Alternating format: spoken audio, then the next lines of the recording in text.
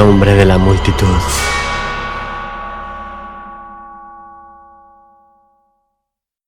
Esa desgracia de no poder estar solo, la Bruyère. Se ha dicho, con justo motivo de cierto libro alemán, "Es laes sich nicht lesen", no se deja leer. Esto significa que hay secretos que no permiten su revelación. Hay hombres que mueren en el silencio de la noche, estremeciéndose en manos de espectros que los torturan con solo mantener fija sobre ellos su implacable mirada. Hombres que mueren con la desesperación en el alma y un hierro candente en la laringe, a causa del horror de los misterios que no consienten que se les descubra. Algunas veces la conciencia humana soporta un peso de tal enormidad que solo encuentra alivio en el descanso de la tumba. Así es como la esencia del crimen queda incógnita con harta frecuencia. Hace poco tiempo que, hacia el declive de una tarde de otoño, estaba yo sentado delante de la cristalada ventana de un café de Londres. Había estado enfermo algunos meses y entrado en convalecencia. Sentía, con el recobro de la salud, esa especie de bienestar, antítesis de las nieblas del hastío, experimentando esas felices disposiciones en que el espíritu exaltado sobrepuja su potencia ordinaria tan prodigiosamente como la razón vigorosa y sencilla de Leibniz se eleva sobre la vaga e indecisa retórica de Gorgias.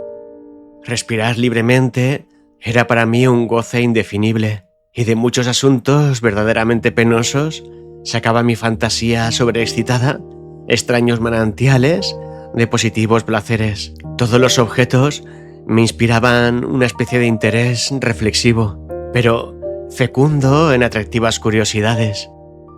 Con un cigarro en la boca y un periódico en la mano, me había entretenido largamente después de la comida, mirando los anuncios y observando más tarde los grupos de la concurrencia que ocupaba el café, y fijándome en la gente que pasaba y que parecían sombras a través de los cristales empañados por el ambiente exterior.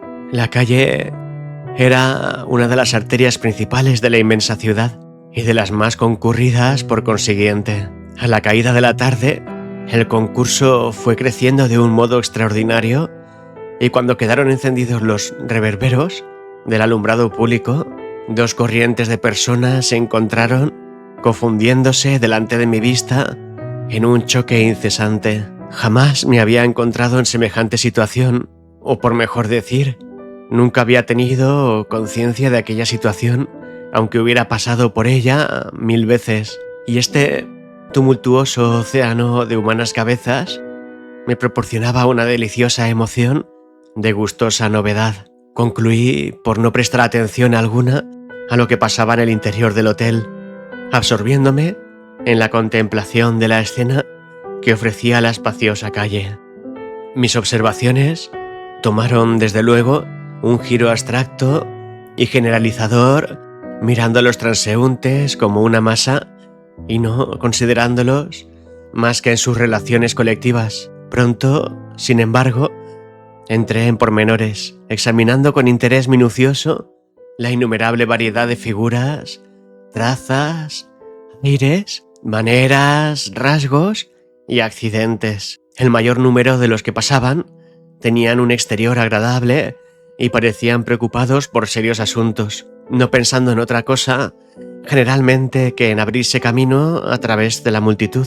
Fruncían las cejas y giraban los ojos con vivacidad, y cuando los transeúntes les empujaban, tropezando con ellos, no daban señales de impaciencia, sino que solían encoger para ofrecer menos volumen al frecuente choque de inoportunos, distraídos o rateros. Otros, y la clase era bastante numerosa, denunciaban en sus movimientos cierta inquietud, expresando en su fisonomía una singular agitación, hablando entre sí con gesticulantes varias y como si creyeran aislados a causa de aquel hirviente remolino de muchedumbre. Cuando se sentían detenidos en su rumbo, estas personas cesaban en su monólogo, pero redoblaban sus gestos, aguardando con sonrisa distraída y como forzada el paso de las personas que les servían de obstáculo.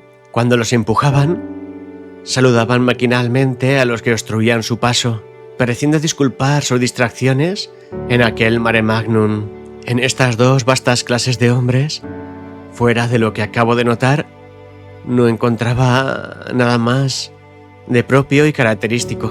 Sus vestidos entraban en esa clasificación exactamente definida por el adjetivo decente. Eran, sin duda alguna, caballeros, negociantes, mercaderes, proveedores, traficantes, los eupátridas griegos, o sea, el común del orden social. Hombres acomodados o acomodándose o deseando acomodarse, activamente ocupados en sus personales asuntos, conducidos bajo su propia responsabilidad. Estos no provocaban mi atención particularmente. La raza de los comisionistas comerciales me presentó sus dos principales divisiones. Reconocí a los dependientes del comercio al por menor, de novedades y de artículos de moda efímera, jóvenes coquetos, pretenciosos en sus modales, presumidos en su porte, bota barnizada, rizada cabellera y aire de satisfacción a causa de su engalanado porte.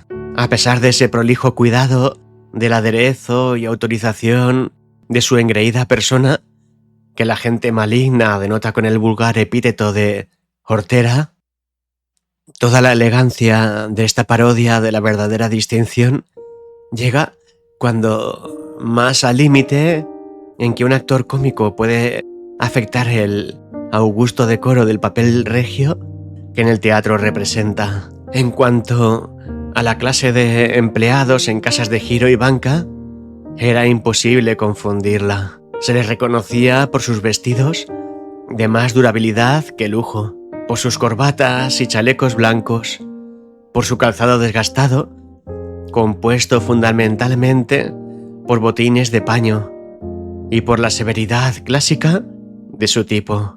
Casi todos padecían una calvicie prematura, completa en algunos, y la oreja derecha de estos laboriosos ciudadanos, acostumbrada al ordinario peso de la pluma, había contraído una delatora desviación de la cabeza. Observé que se quitaban y ponían el sombrero con ambas manos, y que aseguraban sus relojes con cadenas cortas de oro, de un modelo antiguo y nada complejo. Estos afectaban la respetabilidad y no cabe afectación más digna, a falta de la respetabilidad verdadera y justificada. Conté un buen número de esos individuos de brillante apariencia, reconociendo con gran facilidad que pertenecían a la familia de los rateros de alto bordo, de los que están infestadas todas las ciudades de alguna consideración. Estudié, curiosamente, esta especie de la familia rapaz,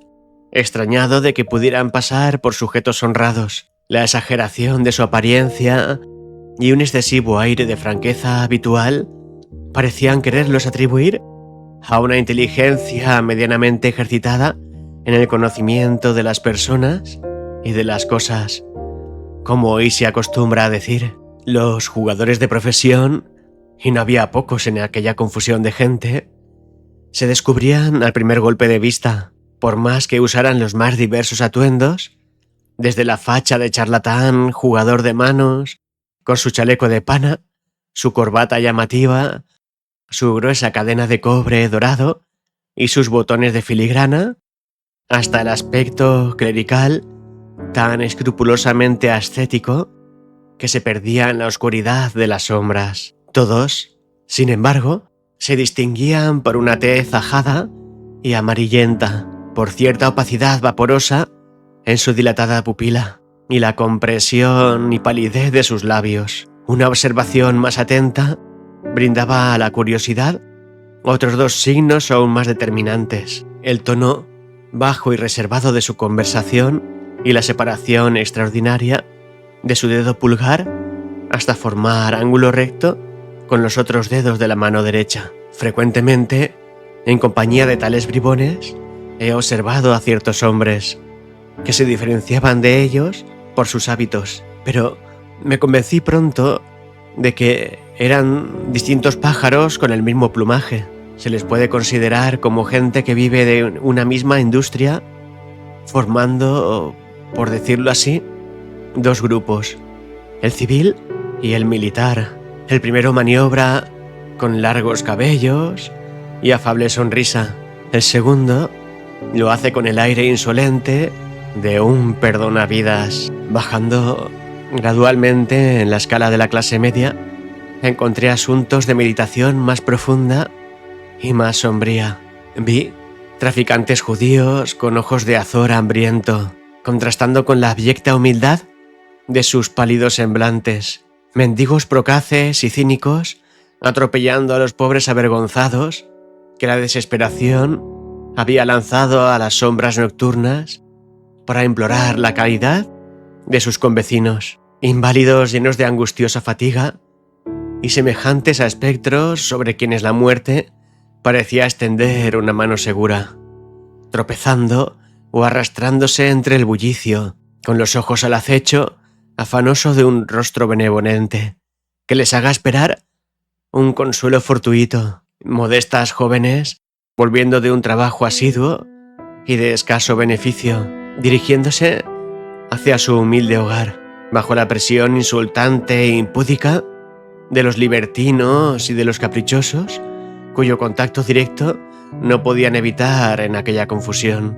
Venían por su orden las mujeres pecadoras de todos los tipos y de todas las edades, la incontestable belleza en todo el realce de sus exuberantes formas, haciendo recordar aquella estatua de Luciano cuyo exterior era mármol de Paros, estando llena de inmundicia en el interior. La leprosa, cubierta de harapos infectos, descarada y repugnante. La veterana del vicio, rugosa, pintada, coloreada por el arrebol, cargada de dijes y haciendo un alarde imposible de ardor juvenil. La niña de formas indecisas, pero ya avezada a la provocación sensual por ensayos infames y lecciones depravadas, acosada por el imperioso deseo de ascender en el escalafón de las sacerdotisas del inmundo Priapo. Surcaban el mar de la muchedumbre los borrachos en sus especialidades más indescriptibles. Estos destrozados, asquerosos, desarticulados casi, con la fisonomía embrutecida y vidriosa mirada. Otros, menos desarrapados pero sucios, andando sin rumbo, rostros rojizos y granujientos, labios gruesos y sensuales. Otros, vestidos con cierta elegancia, pero en el desorden que indica el furor de la bacanal. Hombres que andaban con paso firme y elástico, pero cuyos semblantes teñía una mortal palidez, cuyos ojos parecían inyectados en funesta combinación por la sangre y la bilis, y que, en el vaivén de aquel oleaje humano, tenían que asirse con mano trémula a los objetos que encontraban a su alcance. Por lo demás, abundaban en aquel gentío los pasteleros y drogueros ambulantes, los expendedores de carbón y de leña, los tocadores de organillo y sus inseparables, los que enseñan marmotas o hacen trabajar a los monos, los vendedores de papeles públicos, los trovadores del vulgo y los saltimbanquis, artesanos y trabajadores rendidos de fatiga después de tantas horas de sujeción y de faenas. Y todo esto lleno de una actividad ruidosa y desordenada que abrumaba el oído con sus discordancias, produciendo una sensación dolorosa a la vista del observador reflexivo. A medida que avanzaba la noche, el interés de la escena iba en aumento y me cautivaba con su extraño influjo, porque no solo se alteraba el carácter general de la multitud, sino que los responsables del alumbrado, débiles cuando luchaban con los últimos reflejos del día, cobrando brío en la densidad de las sombras, arrojaban destellos vivos y vibrantes sobre los objetos en su radio luminoso. En similar proporción, los tropiezos de aquella multitud iban desapareciendo con el retiro gradual de la muchedumbre y cedían su puesto en aquel torbellino espumante a las imágenes más groseras que en un relieve fantástico acumulaban en grupos vigorosos todas esas infamias que la noche evoca de sus tugurios y hace salir de sus antros. Todo allí era negro, aunque brillante, como ese lustroso ébano con el que ha comparado la crítica el peculiar estilo de Tertuliano.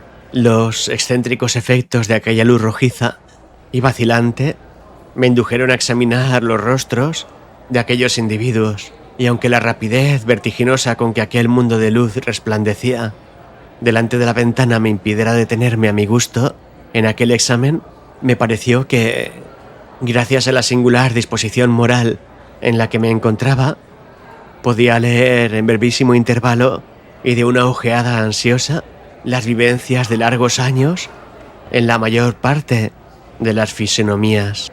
Apoyada la frente en la ventana y embebido enteramente en la contemplación de la multitud, se presentó ante mi vista de improviso una cara particular, la de un hombre gastado y decrépito, de 65 a 70 años, fisonomía que desde luego absorbió en sí mi atención completamente, merced a la absoluta idiosincrasia de su expresión. Hasta entonces, jamás había visto yo nada semejante a esta expresión ni aun en grado remoto. Recuerdo perfectamente que mi primer pensamiento viendo esta cara fue que Resch, al verla como yo, la hubiese referido a todas las figuras en las cuales ha intentado su genio diabólico encarnar el espíritu de las tinieblas. Como yo procurase, bajo la impresión de aquel espectáculo, establecer un análisis del sentimiento general que me había comunicado, sentí elevarse confusamente en mi alma las ideas de vasta inteligencia, circunspección, malicia, codicioso deseo, sangre fría, malignidad, sed sanguinaria, astucia diabólica, terrores y alborozos, pasiones ardientes y suprema desesperación. Me reconocí dominado, seducido, cautivo, en fin, de aquel singular personaje. «Qué particular historia», dije hacia mis adentros, «es la trazada en ese lívido y cadavérico semblante». Y entonces me asaltó la tentación irresistible de no perder de vista a aquel hombre, con el vehemente afán de inquirir quién era y lo que hacía. Me puse precipitadamente mi abrigo, me calé el sombrero hasta las cejas y, empuñando mi grueso bastón, me lancé a la calle, internándome atrevidamente en el piélago de la multitud en busca de mi hombre y en la dirección que le había visto tomar, porque él había desaparecido. Con alguna dificultad conseguí encontrar sus huellas. Le alcancé por fortuna y me consagré a seguirle, si bien con ciertas precauciones, procurando que no se percibiera de mi propósito. Podía, al fin, estudiar a mi gusto su persona. Era de pequeña estatura, delgado y débil en apariencia. Su ropa estaba sucia y desgarrada, pero al pasar por el foco lumínico de los reverberos, percibí que su camisa manchada y rota era fina y de hechura excelente. Y si no me engañaron mis fascinados ojos, entre los pliegues de su capa, al embozarse una vez, entreví los resplandores sucesivos de un diamante en el índice y un puñal en la diestra. Estas observaciones exaltaron mi curiosidad y determiné seguir al desconocido por donde quiera que llevara sus inciertos y mal seguros pasos. Estaba bien entrada la noche y una niebla espesa y húmeda envolvía la capital en su denso manto, resolviéndose en una lluvia pesada y continua. Este cambio de tiempo produjo un efecto raro en la multitud, que, agitada por un movimiento oscilatorio, buscó abrigo en la infinidad de paraguas levantados sobre las cabezas como burbujas sobre la superficie de las aguas removidas. La ondulación, los codeos y los murmullos se hicieron más de notar en aquel precipitado tumulto de los transeúntes. Yo no me afecté por la lluvia, porque tenía aún en la sangre una efervescencia febril y la humedad me producía una agradable sensación de frescura. Anudé un pañuelo en torno de mi boca para evitar el resfriado y continué mi camino tras el hombre al que espiaba. En el espacio de media hora, el viejo al que seguía con insistencia apretó el paso con alguna dificultad hasta cruzar la gran arteria y yo procuraba adherirme a su ruta, recelando perder su vista en aquel bullicio. Como no volvía la cabeza, cuidándose únicamente de adelantar, no pudo apercibirse de mi táctica y continué mis pesquisas con creciente ardor, retenido, no obstante, por la prudencia. Pronto se deslizó por una calle transversal que, aún llena de gente presurosa, no estaba tan incómoda para el tránsito como la principal que abandonaba, cansado de luchar contra múltiples obstáculos. Aquí se verificó un cambio evidente en mi hombre, tomando un paso más lento y casi podría decirse vacilante. Cruzó en distintas direcciones la travesía, formando caprichosos zigzags de una acera a otra, y entre los que iban y los que venían tuve que someterme a surcar las aguas de mi perseguido, temeroso de perder su estela, siguiendo el camino más regular y directo. Era la calle estrecha y larga, y aquel paseo de cerca de una hora me fatigó bastante. Viendo reducirse la multitud a la cantidad de gente habitual en Broadway, cerca del parque al mediodía, tan grande es la diferencia entre el gentío de Londres y el de la ciudad americana más populosa. Al cabo de la dilatada calle travesera, entramos en una plaza brillantemente iluminada por el gas y rebosando exuberante vida. El individuo recuperó el primer aire que tanto me había chocado al verle. Dejó caer la barba sobre el pecho y sus ojos chispearon rutilantes bajo sus contraídas cejas al registrar los objetos en su entorno. Pero no detrás de él, por fortuna mía. Apresuró el paso, pero no convulsivamente, sino con regularidad y en gradación calculada. Y no fue poca mi sorpresa al ver que, dando la vuelta a la plaza, volvía atrás, comenzando su estrambótico paseo como una tarea impuesta. Entonces me vi precisado a realizar una serie de hábiles maniobras para evitar que en uno de aquellos retrocesos súbitos descubriese mi curioso espionaje. En este peregrino paseo empleamos una hora, mucho menos importunados por los transeúntes que al entrar en la plaza, porque la lluvia crecía, arreciaba el viento y el temporal retiraba a la gente al amor de los hogares. Haciendo un gesto de impaciencia, el hombre errante pasó a una calle oscura y comparativamente desierta, y la recorrió en toda su longitud con una agilidad que jamás habría sospechado en un ser tan caduco, pero una agilidad que me cansó extraordinariamente en mi empeño de seguirlo de cerca. En pocos minutos desembocamos en un vasto y concurridísimo bazar. El desconocido parecía estar al corriente de todas las localidades y allí tomó su marcha primitiva, abriéndose paso sin especie alguna de prisa ni de atropello y sin provocar la atención de los que venían y compraban en el espacioso establecimiento. Cerca de hora y media pasamos en aquel recinto, teniendo que redoblar mis precauciones a fin de que no advirtiese el viejo la insistencia valerosa de mi curiosidad, que me confundía materialmente con la sombra de su endeble cuerpo. Yo llevaba chapines de caoutchouc que me permitían ir y volver sin producir ruido que denunciara mis pasos. Mi hombre entraba sucesivamente por todas las tiendas, sin pedir nada y sin preguntar por nadie, fijando en las personas y en los efectos una mirada fija, incoherente y sin destello. Su conducta me extrañaba sobremanera, afirmándome en mi resolución de no separarme de él sin haber satisfecho plenamente la curiosidad que me hacía girar en su órbita como un satélite.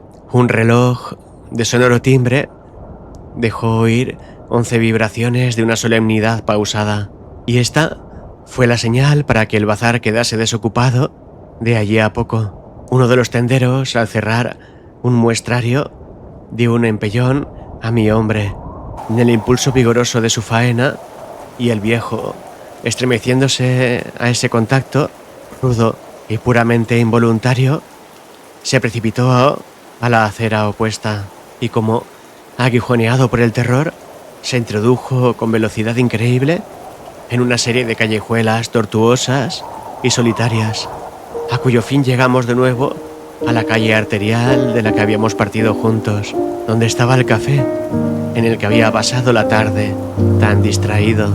La calle no presentaba ya el mismo aspecto, y aunque alumbrada por el gas, como llovía sin tregua, eran raros los transeúntes, y los pocos que la atravesaban lo hacían con marcada premura.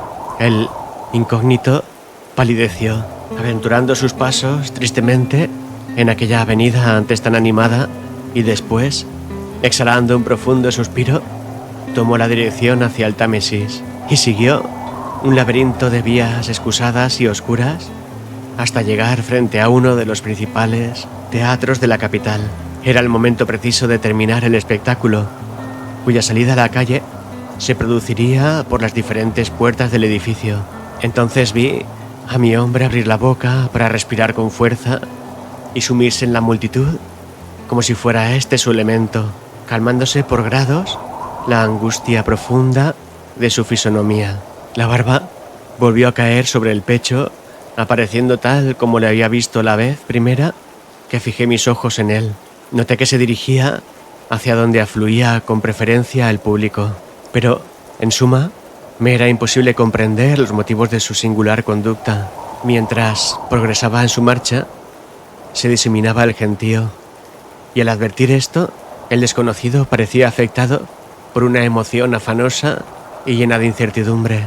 Durante algún tiempo siguió de muy cerca a un grupo de 10 o 12 personas, pero poco a poco y uno a uno el número fue disminuyendo hasta reducirse a 3 individuos que iniciaron una conversación privada a la entrada de una callejuela estrecha, oscura y de difícil acceso. Mi hombre hizo una pausa y estuvo algunos instantes como sumergido en vagas reflexiones, y luego, con una agitación marcadísima, se introdujo rápidamente por un pasaje estrecho que nos llevó al extremo de la ciudad y a regiones bien diferentes de las que hasta entonces habíamos recorrido. Estábamos en el barrio más infecto de Londres, y en donde todo lleva impreso el candente estigma de la pobreza más deplorable y del vicio sin arrepentimiento ni redención posible. Al accidental fulgor de un empañado centelleo se distinguían las casas de madera, altas, antiguas, agrietadas, amenazando ruina, y en tan extravagantes direcciones que apenas se acertaba a andar por aquel confuso laberinto. El pavimento estaba lleno de simas y las piedras rodaban fuera de sus huecos, sacadas de sus alveolos por el césped negruzco, signo de las vías desiertas. El lodo fétido de la corriente impedía el libre curso de las aguas pluviales, que formaban lagunas en los hoyos del empedrado destruido. La suciedad del piso, manchada en salpicaduras hediondas, las paredes y la atmósfera se impregnaba de las exhalaciones mortales de la desolación. Adelantando en aquellos sombríos lugares los ruidos de la vida humana, se hicieron cada vez más perceptibles, y al fin numerosas bandas de hombres, los más infames entre el populacho de la capital, se mostraron a nuestra vista como naturales figuras de aquel cuadro siniestro. El extraño hombre sintió de nuevo reanimar su decaído espíritu, como la luz de una lámpara que recibe el aceite que necesita para el alimento y la combustión. Estiró sus miembros y pareció aspirar con el brío y el desenfado característicos de la juventud. De repente, volvimos una esquina y una luz de vivo resplandor, dejándonos casi deslumbrados por su contraste con la oscuridad de aquel recinto, nos permitió reconocer uno de esos templos suburbanos de la intemperancia, donde moderno Baal se sacrifican los hombres depravados al demonio del yin. Estaba amaneciendo, pero un tropel de beodos inmundos se agolpaban a la puerta de aquel lugar de perdición. Ahogando un grito de alegría frenética, el viejo se abrió paso lentamente por los grupos de bebedores y de repugnantes borrachos, y era radiante la odiosa fisonomía ante aquel espectáculo descorazonador. Fue y vino de arriba a abajo y de abajo arriba por aquel trozo de calle, como si no tuviera saciedad para él el panorama de la degradación y del embrutecimiento. No hubiese dado tregua a este convulsivo paseo a través de aquellos miserables si el movimiento de cerrar las puertas de aquella caverna maldita no indicara la hora de poner fin al tráfico de la noche en semejantes establecimientos. Lo que observé en la fisonomía de aquel ente excepcional que espiaba, sin experimentar cansancio con tanta ida y venida, fue una cosa más intensa aún que la misma desesperación. No titubeó, a pesar de esto, en su camino. Antes bien, con loca energía, volvió atrás de improviso, dirigiéndose con decisión firme al corazón de la populosa capital de la Gran Bretaña. Corrió, impávido y largo tiempo, y yo siempre en su pista, como atraído irresistiblemente por una fuerza mágica que centuplicaba a las mías, determinado a todo trance a no perder tino de sus pasos en esta indagación que absorbía en su interés todas mis facultades, tanto morales como físicas. El sol irradió en un cenit despejado después de una noche lluviosa, y cuando llegamos a la arteria principal en la que se encontraba el café, de donde salí a la zaga del diabólico viejo, pude advertir que la calle presentaba un aspecto de actividad y continuo movimiento análogo al que ofrecía en las primeras horas de la noche precedente, siendo aquel, según mis observaciones, el flujo matutino del reflujo nocturno en el cuadro de mareas humanas del mar insondable y turbulento del vecindario de Londres. Allí, en medio de una confusión creciente por momentos, persistí con empeño obstinado en la persecución del individuo, pero este personaje sombrío y fatal iba, venía, pasaba y repasaba por aquella extensa calle, pareciendo entregado, como frágil arista, a los remolinos de una tromba, girando sobre sí misma con aterradora rapidez. Ya se aproximaban las sombras de la noche, y sintiéndome quebrantado por aquel tráfago que resentía con intolerables dolores la médula de mis huesos, me detuve frente al hombre, errante con aire de interpelación insolente, mirándole ceñudo y decidido a formular dos agresivas preguntas. ¿Quién eres y qué haces? Pero aquel ser infatigable y fantástico me evitó con un giro raudo, como el arranque del vuelo del halcón, y le vi alejarse entre la multitud, como la gaviota cuando roza sus alas con las crestas del oleaje en que la blanca espuma esmalta con sus copos el azul del piélago que sirve de espejo a Dios. Yo no pude ni quise continuar mis infructuosas pesquisas y entré a descansar de mi loca excursión al café, del que había salido buscando la clave de un enigma social, sospechando, por mi arrebatada fantasía, en aquel tipo singular y repelente. Este viejo, dije para mí, es el genio del crimen tenebroso y profundo. Su afán consiste en no estar solo, y por eso es el hombre voluntariamente perdido en la multitud.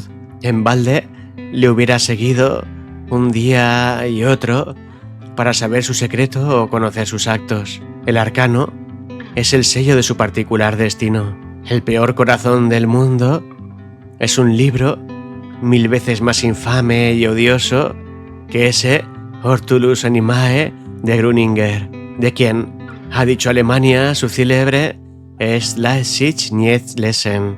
Quizás sea una de las mayores misericordias del Ser Supremo, que esas almas condenadas sean como aquel libro inmundo y así permite que no se dejen leer.